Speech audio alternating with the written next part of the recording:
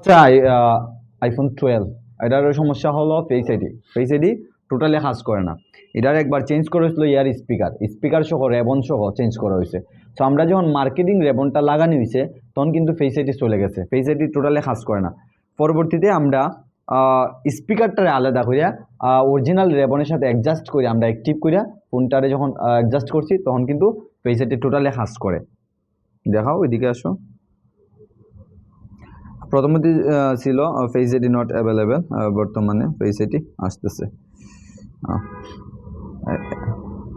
এই যে face ID totally আসতেছে, বুঝতে পারছি। সো আমরা যদি কোনো সময় যে মার্কেটিং কোনো জিনিস লাগানোর চিন্তাধারা করি, অনেক সময় দেখা যাবো ফেস আইডি চলে যায়, আর যে আমরা হেয়ার স্পিকারের প্রবলেম হয়, মাউথ স্পিকার মাইক্রোফোনের সমস্যা হয়, এগুলো যখন আমরা সমস্যা আমরা পুরাপুরিটা চেঞ্জ করতাম না, রেবন সহ চেঞ্জ করতাম না, আলাদাভাবে আমরা অরিজিনালটার মধ্যে অ্যাডজাস্ট করে দিব, ইনশাল্লাহ হয়ে যাব।